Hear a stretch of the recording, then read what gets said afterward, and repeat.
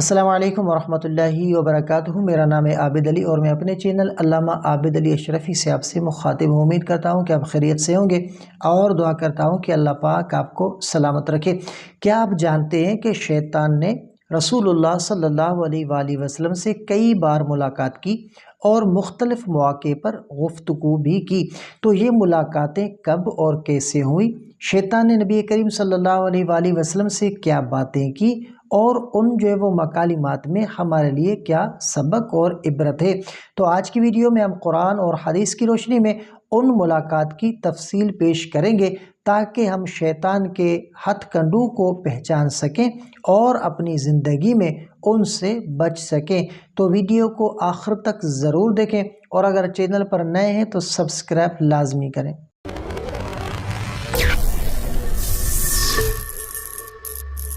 تو شیطان اور نبی کریم صلی اللہ علیہ وآلہ وسلم کی ملاقاتوں کے اہم واقعات۔ تو سب سے پہلے کہ جب شیطان قریش کے سرداروں کے ساتھ آیا تو یہ واقعہ کیا ہے؟ جب قریش نے دار الندوہ مشورے کی جگہ میں رسول اللہ صلی اللہ علیہ وآلہ وسلم کے وہ قتل کرنے کی سازش کی تو شیطان ایک بوڑھے شخص کی شکل میں وہاں آیا اور مشورے میں شریک ہوا۔ اس نے قریش کو یہ مشورہ دیا کہ محمد صلی اللہ علیہ وآلہ وسلم کو قتل کرنے کے لیے ہر قبیلے سے ایک شخص چنا جائے تاکہ ان کے خون کا بدلہ کوئی نہ لے سکے۔ تو قریش نے اس مشورے کو قبول کر لیا، لیکن اللہ نے نبی پاک صلی اللہ علیہ وآلہ وسلم کو ہجرت کا حکم دے کر بچا لیا۔ قرآن میں ذکر، اور جب کافر لوگ تمہارے بارے میں چالیں چل رہے تھے کہ تمہیں قید کر دیں یا قتل کر دیں یا تمہیں نکال دیں، وہ اپنی چالیں چل رہے تھے اور اللہ اپنی تدبیر کر رہا تھا اور اللہ سب سے بہتر تدبیر کرنے والا ہے۔ شیطان ہمیشہ مسلمانوں کے خلاف سازشوں میں شامل ہوتا ہے۔ اللہ اپنے نبیوں اور نیک بندوں کی حفاظت فرماتا ہے۔ اور دوسرا واقعہ کہ جب شیطان بدر کے میدان میں آیا اور بھاگ گیا تو واقعہ کیا ہے کہ جب غزوہ بدر ہوا تو شیطان سراقہ بن مالک کی شکل میں قریش کے لشکر میں آیا اور انہیں یقین دلایا کہ میں تمہارے ساتھ ہوں، تمہیں کوئی نہیں ہرا سکتا۔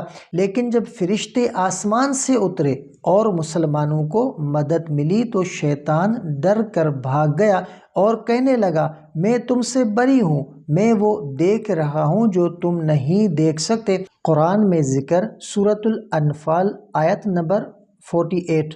جب شیطان نے ان کے اعمال کو ان کے لیے خوشنما بنا کر دکھایا اور کہا کہ آج لوگوں میں تم پر کوئی غالب نہیں آئے گا اور میں تمہارا ساتھی ہوں، مگر جب دونوں لشکر آمنے سامنے ہوئے تو وہ الٹے پاؤں بھاگا اور کہنے لگا کہ میں تم سے بری ہوں، میں وہ دیکھ رہا ہوں جو تم نہیں دیکھ سکتے۔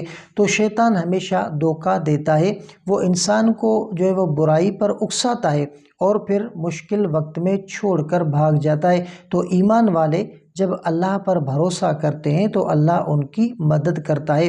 اور تیسری بار کہ جب شیطان نبی کریم صلی اللہ علیہ وآلہ وسلم کے پاس آیا اور سوالات کیے تو یہ واقعہ کیا ہے کہ حضرت معاذ بن جبل سے روایت ہے کہ ایک دن شیطان نبی کریم صلی اللہ علیہ وآلہ وسلم کے پاس آیا اور کئی سوالات کیے۔ شیطان نے کہا کہ یا محمد صلی اللہ علیہ وآلہ وسلم، میں لوگوں کو گمراہ کرتا ہوں، لیکن جو اللہ کی رضا کے لیے کام کرتا ہے میں اس پر قابو نہیں پا سکتا۔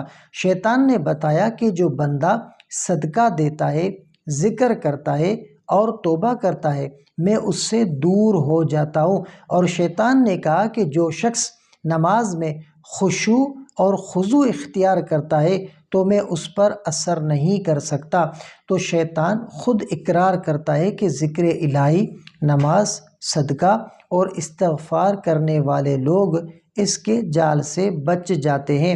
اور چوتھا واقعہ کہ جب شیطان نے نبی کریم صلی اللہ علیہ وآلہ وسلم کو نماز میں پریشان کیا، تو واقعہ کیا ہے کہ ایک دن نبی کریم صلی اللہ علیہ وآلہ وسلم نماز پڑھ رہے تھے تو شیطان آپ کو پریشان کرنے آیا، تو رسول اللہ صلی اللہ علیہ وآلہ وسلم نے نماز کے بعد فرمایا کہ شیطان مجھے نماز میں پریشان کرنے آیا، لیکن میں نے اسے پکڑ لیا اور چاہا کہ اسے مسجد کے ستون سے باندھ دوں تاکہ بچے بھی اسے دیکھ سکیں، لیکن پھر میں نے یاد کیا کہ میرے بھائی سلیمان علیہ السلام نے اللہ سے یہ دعا کی تھی کہ مجھے ایسا اختیار عطا فرما جو کسی کو نہ ملے، تو میں نے اسے چھوڑ دیا۔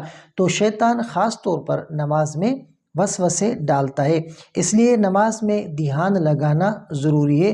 اگر شیطان وسوسے ڈالے تو اعوذ باللہ من الشیطان الرجیم پڑھ لیا کریں، اور شیطان سے بچنے کے طریقے ان کو لازمی نوٹ فرمائیے گا کہ سب سے جو پہلا طریقہ ہے کہ نماز کی پابندی کریں، نماز شیطان کو کمزور کرتی ہے، اور دوسرا طریقہ کہ اللہ کا ذکر زیادہ کریں، خاص طور پر آیت الکرسی، سورۃ الناس اور سورۃ الفلق پڑھیں، اور تیسرا طریقہ کہ سچائی اور تقوی اختیار کریں۔ شیطان صرف گناہ گار اور جھوٹے لوگوں پر قابو پاتا ہے۔ اور پانچواں طریقہ کہ استغفار کی عادت ڈالیں، شیطان کا وار استغفار سے ٹوٹ جاتا ہے۔ تو عزیز ناظرین، شیطان نے نبی کریم صلی اللہ علیہ وآلہ وسلم سے مختلف مواقع پر ملاقاتیں کی، مگر ہمیشہ رسوا اور ناکام رہا۔ ہمیں بھی چاہیے کہ ہم شیطان کے چالاک ہتھ کنڈوں کو پہچانیں اور اپنی زندگی میں قرآن اور حدیث پر عمل کریں تاکہ شیطان کے حملوں سے محفوظ رہ سکیں۔